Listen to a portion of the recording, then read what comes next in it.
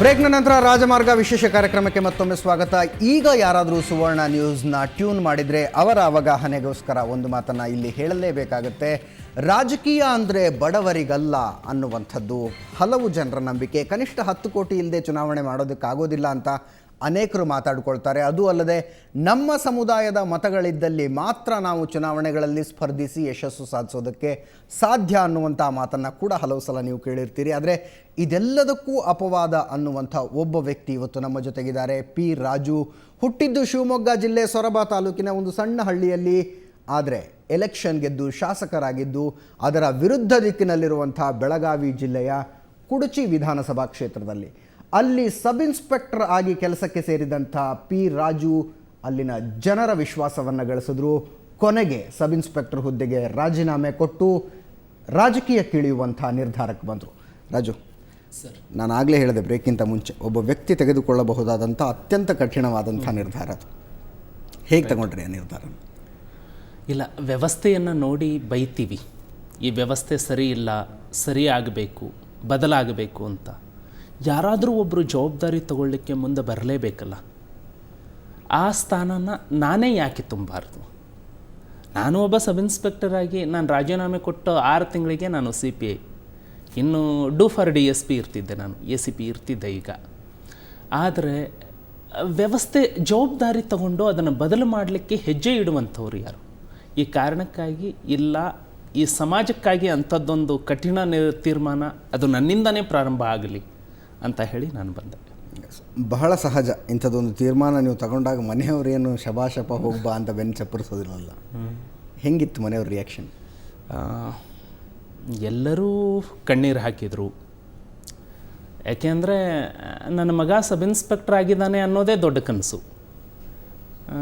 ನಾನು ಮದುವೆ ಆಗಿ 1 ವರ್ಷಕ್ಕೆ ರಾಜೀನಾಮೆ ಕೊಡಬೇಕಾಯಿತು. ಬಹುಶಃ ರಾಜೀನಾಮೆ ಕೊಡ್ತೀನಿ ಅಂದಿದ್ರೆ ಮದುವೆನೂ ಆಗ್ತಿರ್ಲಿಲ್ವೇನೋ ನಾನು. ಬಹುಶಃ ಹೆಣ್ಣು ಕೊಡೋಕೆ ಯಾರು ಮುಂದೆ ಬರ್ತಿರಲಿಲ್ಲ.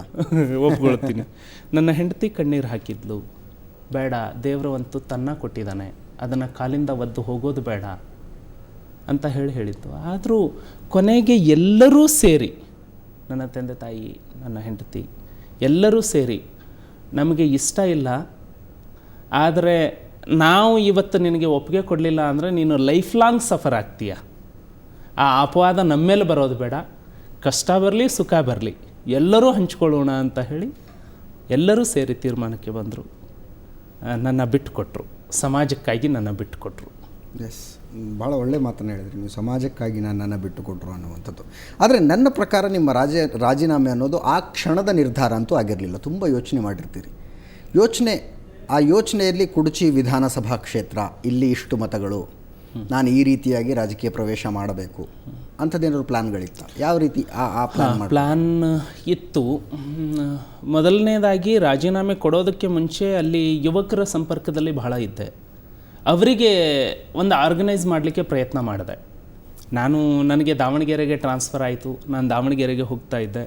ದಾವಣಗೆರೆಗೆ ನಾನು ಎಲ್ಲಾದರೂ ಹೋಗ್ತೀನಿ, ಆದರೆ ಈ ಭಾಗದಲ್ಲಿ ಹಿಂಗೆ ಬದಲಾವಣೆ ಮಾಡಲಿಕ್ಕೆ ಕಾನ್ಸ್ಟಿಟ್ಯೂಷನ್ ನಿಮಗೆ ರೈಟ್ಸ್ ಕೊಡುತ್ತೆ. ಅದಕ್ಕಾಗಿ ನೀವೆಲ್ಲ ಯುವಕರು ಆರ್ಗನೈಸ್ ಆಗಿ ಈ ಥರ ಮಾಡ್ಕೊಂಡು ಹೋಗಿ ಅಂತ ಹೇಳಿದೆ ನನ್ನ ಯುವಕ ಸ್ನೇಹಿತರಿಗೆ.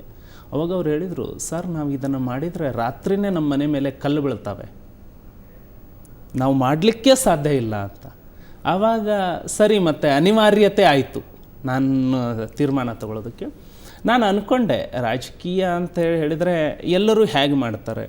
ಸೊರಬ ತಾಲೂಕಿನಲ್ಲಿ ಹುಟ್ಟಿದವನಾಗಿ ನಾನು ಸನ್ಮಾನ್ಯ ಬಂಗಾರಪ್ಪನವರನ್ನು ಸಣ್ಣವನಿದ್ದಾಗಿಂದನೂ ನೋಡಿದ್ದೆ. ನಾನು ಮೆಚ್ಚಿಕೊಳ್ಳುವಂತಹ ರಾಜಕಾರಣಿ ದಿವಂಗತ ಶ್ರೀಮಾನ್ ಎಸ್ ಬಂಗಾರಪ್ಪನವರು. ಬಂಗಾರಪ್ಪನವರು ಅತ್ಯಂತ ಕೆಳಮಟ್ಟದ ವ್ಯಕ್ತಿಯನ್ನು ಬಹಳ ಪ್ರೀತಿಯಿಂದ ತಬ್ಬಿಕೊಳ್ಳುವಂತಹ ರಾಜಕಾರಣಿ. ನಾನು ಅವರು ನಡೆದಂತಹ ದಾರಿಯಲ್ಲಿ ಯಾಕೆ ನಡಿಬಾರ್ದು? ಎರಡನೇದಾಗಿ ಯುವಕರನ್ನು ಸಂಘಟನೆ ಮಾಡಬಹುದು, ಕಾನೂನು ಜಾಗೃತಿ ಕೊಡಬಹುದು. ಆ ಮೂಲಕ ಏನು ಬೇರೆ ಪಕ್ಷದವರು ಊರಿಗೆ ಒಬ್ಬರು ಅಥವಾ ಇಬ್ಬರು ಮುಖಂಡರ ಮೂಲಕ ಏನು ರಾಜಕೀಯ ಮಾಡ್ತಾರೆ, ಆ ಇಬ್ಬರು ಮುಖಂಡರನ್ನ ಬಿಟ್ಟು ಜನರ ಹತ್ರ ನಾನು ನೇರವಾಗಿ ಹೇಗೆ ಹೋಗ್ಬೋದು, ಈ ಎಲ್ಲ ತೀರ್ಮಾನ ತಗೊಂಡೆ. ನನ್ನ ಹತ್ರ ನನ್ನ ಗುರುಗಳು ಕೊಟ್ಟಂತಹ ಕೊಡುಗೆ ಇತ್ತು, ನನ್ನ ತಂದೆ ತಾಯಿ ಬೆಳೆಸಿದಂತಹ ವ್ಯಕ್ತಿತ್ವ ಇತ್ತು. ಅದನ್ನು ತಗೊಂಡು ನಾನು ಜನರ ಮನಸ್ಸನ್ನು ಮುಟ್ಟಬಲ್ಲೆ ಅನ್ನುವಂಥ ಒಂದು ನಂಬಿಕೆ ಬಂತು. ನಾನು ಸಬ್ ಇನ್ಸ್ಪೆಕ್ಟರ್ ಇದ್ದು 11 ತಿಂಗಳು ಇಂಡಿಪೆಂಡೆಂಟಾಗಿ ಕೆಲಸ ಮಾಡಿದ್ದೆ. 11 ತಿಂಗಳಲ್ಲಿ ದಿನಕ್ಕೆ ಒಂದು 50-60 ಜನನ ಭೇಟಿ ಆದರೂ ಕೂಡ ಒಂದು 3-4 ಸಾವಿರ ಜನನ ಭೇಟಿಯಾಗಿರ್ತೀನಿ ನಾನು. ಆದರೆ 1,35,000 ಜನ ಮತದಾರರಿದ್ದರು. ಮತದಾರರ ಮನಸ್ಸನ್ನು ನಾನು ಮುಟ್ಟಬಲ್ನ, ಅವರನ್ನು ಕನ್ವಿನ್ಸ್ ಮಾಡಬಲ್ನ.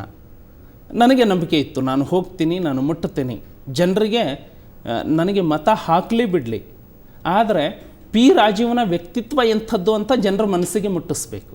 ಆ ಗುರಿ ಇಟ್ಕೊಂಡು ಹೋದೆ. ಬರೀ 13 ದಿನದ ಪ್ರಚಾರ ಮಾಡಿದ್ದೆ ನಾನು. 31 ಹಳ್ಳಿಗಳು ಬರ್ತವೆ ನನ್ನ ಮತಕ್ಷೇತ್ರಕ್ಕೆ. ಹೆಸರು ಹೇಳಿಬಿಡ್ಲಾ? ಎಸ್ ಹೇಳಿ. ಕುಡಚಿ, ಗುಂಡವಾಡ, ಶಿರಗೂರು, ಕೇಮ್ಲಾಪುರ, ಸಿದ್ದಾಪುರ, ಪರಮಾನಂದವಾಡಿ, ಯಲ್ಪಾರಟ್ಟಿ, ಯಬರಟ್ಟಿ, ಕೋಳಿಗುಡ್ಡ, ಹಾರುಗೇರಿ ಕ್ರಾಸ್, ಬಡಬ್ಯಾಕುಡ, ಅಲಕನೂರು, ಸುಟ್ಟಟ್ಟಿ, ನೀಲಜಿ, ಮೊರಬ, ನಿಡಗುಂದಿ, ಬೆಕ್ಕೇರಿ, ಅಳಗವಾಡಿ, ಬಸ್ತವಾಡ, ಕಣದಾಳ, ಇಟ್ನಾಳ, ಸೌಸುದ್ದಿ, ದೇವಾಪುರಟ್ಟಿ, ಕಟಕಬಾವಿ, ಹಾರುಗೇರಿ, ಹಿಡಕಲ್ಲ, ಮುಗಳಕೋಡು, ಪಾಲಬಾವಿ, ಸುಲ್ತಾನ್ಪುರ, ಕಪ್ಪಲಗುದ್ದಿ, ಹಂದಿಗುಂದ ನನ್ನ ಮತಕ್ಷೇತ್ರದ ಎಲ್ಲ ಹಳ್ಳಿಗಳು. ಈ ಹಳ್ಳಿಗಳಲ್ಲಿ ಅಂಥ ಒಂದು ಇದರಲ್ಲಿ ನನಗೆ ಹೋದ ಸಾರಿ ಪ್ರಚಾರಕ್ಕೆ ನಾನು ಹೋಗಲಿಕ್ಕೆ ಸಾಧ್ಯ ಆಗಿದ್ದು ಬರೀ 12 ಹಳ್ಳಿಗಳಲ್ಲಿ. 19 ಹಳ್ಳಿಗಳಿಗೆ ನಾನು ಹೋಗಲಿಕ್ಕೆ ಸಾಧ್ಯ ಆಗಲಿಲ್ಲ. ಬರೀ 12 ಹಳ್ಳಿಗಳಲ್ಲಿ. ನೀವು ರಾಜೀನಾಮೆ ಕೊಟ್ಟಾಗ, ಅಂದರೆ ಕಳೆದ ಸಲ 2008ರ ಚುನಾವಣೆಯ ಸಂದರ್ಭದಲ್ಲಿ ನೀವು ರಾಜೀನಾಮೆ ಕೊಟ್ಟಿದ್ದು, ಎಷ್ಟು ಗ್ಯಾಪ್ ಇತ್ತು ನಿಮಗೆ ರಾಜೀನಾಮೆಗೂ ಚುನಾವಣೆಗೂ?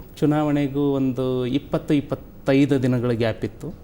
ರಾಜೀನಾಮೆ ಕೊಡಲಿಕ್ಕೆ ನಾನು ಟ್ರೈನ್ ಹತ್ಕೊಂಡು ಬರಬೇಕು, ಇಲ್ಲ ಆಫೀಸ್ಗೆ ಹೋಗ್ಬೇಕಂದ್ರೆ ಆಟೋ ಹತ್ಕೊಂಡು ಹೋಗಬೇಕು, ಇಲ್ಲ ಸಿಟಿ ಬಸ್ ಹತ್ಕೊಂಡು ಹೋಗಬೇಕು. ಅಲ್ಲೆಲ್ಲ ಎಲೆಕ್ಷನ್ ಪ್ರಚಾರ ಮಾಡ್ತಾ ಇದ್ದಾಗ ನಾನು ರಾಜೀನಾಮೆಗೆ ಓಡಾಡ್ತಾ ಇದ್ದೆ. ಇಲ್ಲಿ ರಾಜೀನಾಮೆ ಅಂಗೀಕಾರ ಆಗೋದು ಸ್ವಲ್ಪ ಡಿಲೇ ಆಯಿತು, ಒಂದು 3-4 ದಿನ. ಅಂದರೆ ನನ್ನ ಸುಪೀರಿಯರ್ ಆಫೀಸರ್ಸ್ ಈ ಹುಡುಗ ಹುಚ್ಚುತನದಲ್ಲಿ ಮಾಡ್ತಾ ಇದ್ದಾನೆ, ಇವನ ಲೈಫ್ ಹಾಳಾಗಬಾರ್ದು. ಬಹಳ ಸಹಜ. ನಾನು ಅದೇ ಪ್ರಶ್ನೆ ಕೇಳೋನಿದ್ದೆ. ಹಿರಿಯ ಅಧಿಕಾರಿಗಳ ರಿಯಾಕ್ಷನ್ ಹೇಗಿತ್ತು? ನಾನು ಸಬ್ ಇನ್ಸ್ಪೆಕ್ಟರ್ ಹುದ್ದೆಗೆ ರಾಜೀನಾಮೆ ಕೊಟ್ಟು ರಾಜಕೀಯಕ್ಕೆ ಹೋಗ್ತೀನಿ ಅಂತ ಹೇಳಿದಾಗ ಆ ರಿಯಾಕ್ಷನ್ ಹೇಗಿತ್ತು? ಹುಚ್ಚು ಹುಡುಗ ಅಂತ ಹೇಳ್ತಿದ್ರು ಅಷ್ಟೇ. ನಿನಗೆ ಬುದ್ಧಿ ಇಲ್ಲ, ಹುಚ್ಚುತನದಲ್ಲಿ ಹೋಗ್ತಾ ಇದೆಯಾ, ಬೇಡ, ಸರ್ವಿಸಲ್ಲೇ ಇರು, ಎಲ್ಲರೂ ಹೇಳಿದರು. ಒಬ್ಬರೂ ಕೂಡ ನನ್ನನ್ನು ಬಿಟ್ಕೊಳ್ಲಿಕ್ಕೆ ಇದು ಮಾಡ್ತಿರಲಿಲ್ಲ. ಕೆಲವೊಂದು ಅಧಿಕಾರಿಗಳು ನನ್ನ ಡಿಪಾರ್ಟ್ಮೆಂಟು ಒಬ್ಬ ಒಳ್ಳೆಯ ಅಧಿಕಾರಿನ ಕಳ್ಕೊಳ್ತಾ ಇದೆ, ಅದಕ್ಕಾಗಿ ನನಗಿಷ್ಟ ಇಲ್ಲ, ಈ ಥರ ಹೇಳಿದರು. ನಾನು ಇವತ್ತು ಸಕ್ಸಸ್ ಆಗಲಿಕ್ಕೆ ನನ್ನ ಇಲಾಖೆನೂ ಬಹಳ ದೊಡ್ಡ ಕಾರಣ. ಇಲಾಖೆ ನನಗೆ ಕೊಟ್ಟಂತಹ ತರಬೇತಿ, ನನಗೆ ಕೊಟ್ಟಂತಹ ಸ್ಥಾನಮಾನ, ಅದು ಜನರನ್ನು ಮುಟ್ಟಲಿಕ್ಕೆ ಕಾರಣ ಆಯಿತು. 2008ರ ಚುನಾವಣೆಯ ನಿಮ್ಮ ಅನುಭವಗಳನ್ನು ಹೇಳಿ. ಕೈಯಲ್ಲಿ ಎಷ್ಟು ದುಡ್ಡಿತ್ತು ನಿಮ್ಮ ಹತ್ರ? ಕೈಲಿ ನನ್ನ ಹತ್ರ ನಾನು 2008ರಲ್ಲಿ ಏನು ರಾಜೀನಾಮೆ ಕೊಟ್ಟೆ, ಆವಾಗ ನನ್ನ ಹತ್ರ 40,000 ಒಳಗಿತ್ತು ನನ್ನ ಬ್ಯಾಂಕ್ ಅಕೌಂಟಲ್ಲಿ. ಅಷ್ಟರಲ್ಲೇ ರಾಜೀನಾಮೆ ಕೊಟ್ಟು ಮುಂದೆ ಜೀವನ ಕಟ್ಕೋಬೇಕು ಅಂತ ಹೇಳಿ ತೀರ್ಮಾನ ತಗೊಂಡೆ. ಎಲ್ಲೂ ನನ್ನ ಸ್ನೇಹಿತರೆ ಎಲ್ಲರೂ ವಾಲಂಟರಿಯಾಗಿ ಅವರವರ ಖರ್ಚುಗಳನ್ನು ಅವರೇ ನಿಭಾಯಿಸ್ಕೊಳ್ತಿದ್ರು, ಅವರೇ ಅವ್ರ ಗಾಡಿಗೆ ಪೆಟ್ರೋಲ್ ಹಾಕ್ಕೊಳ್ತಿದ್ರು. ಅವ್ರ ಫ್ರೆಂಡ್ ಸರ್ಕಲಲ್ಲಿ ದುಡ್ಡನ್ನು ಕಾಂಟ್ರಿಬ್ಯೂಟ್ ಮಾಡ್ಕೊಂಡಿದ್ದಾರೆ, ಅವರವರೇ 50-100 ರೂಪಾಯಿಗಳನ್ನು ಕಾಂಟ್ರಿಬ್ಯೂಟ್ ಮಾಡ್ಕೊಂಡಿದ್ದಾರೆ. ಹೋದ ಸಾರಿ ಇನ್ನೊಂದು 3-4 ದಿನ ಕಾಲಾವಕಾಶ ಇದ್ದರೆ ಹೋದ ಸಾರಿನೇ ಗೆದ್ದು ಬಿಡ್ತಿದ್ದೆ ನಾನು. ಕಾಲಾವಕಾಶ ಇಲ್ಲದಕ್ಕೆ ಸೋತೆ ಬಿಟ್ಟರೆ ಹಣದ ಕೊರತೆಯಿಂದ ಎಲ್ಲೂ ಸೋಲಿಲ್ಲ ನಾನು. 2008ರ ಚುನಾವಣೆಯ ಫಲಿತಾಂಶ ಏನಿತ್ತು? ಎಷ್ಟು ಓಟ್ ತಗೊಂಡ್ರಿ? ಎಷ್ಟು ಓಟಲ್ಲಿ ಸೋತ್ರಿ? ಗೆದ್ದಿರುವಂಥವ್ರು 29,000 ತಗೊಂಡ್ರು, ನಾನು 22,000 ನಾನು ತಗೊಂಡೆ. ಓಕೆ, ಅಂದರೆ ಹತ್ತಿರದ ಪ್ರತಿಸ್ಪರ್ಧಿ ನೀವಾಗಿದ್ದರೆ? ಇಲ್ಲ, BJP 2ನೇ ಸ್ಥಾನದಲ್ಲಿತ್ತು. BJPಯ ದೊಡ್ಡ ಅಲೆ ಇತ್ತು. ಆ ಅಲೆಯನ್ನು ಬ್ರೇಕ್ ಮಾಡೋದು ನನಗೂ ಕಷ್ಟ ಆಗಿತ್ತು ಅವಾಗ. ಓಕೆ. ಸೊ ಫಲಿತಾಂಶದ ನಂತರ ಮೊದಲ ಪ್ರಯತ್ನದಲ್ಲಿ ಸೋಲು ಹೆಂಗೆ ತಗೊಂಡ್ರಿ ಆ ಸೋಲನ್ನು ಅಂತ? ಅದು ಫಲಿತಾಂಶದ ನಂತರ 2 ದಿನ ಮಾತ್ರ ನಾನು ಮನೆಯಲ್ಲಿದ್ದೆ. ಅದು ನನಗೆ ಸಮಾಧಾನ ಹೇಳಲಿಕ್ಕೆ ಬರ್ತಿದ್ರು.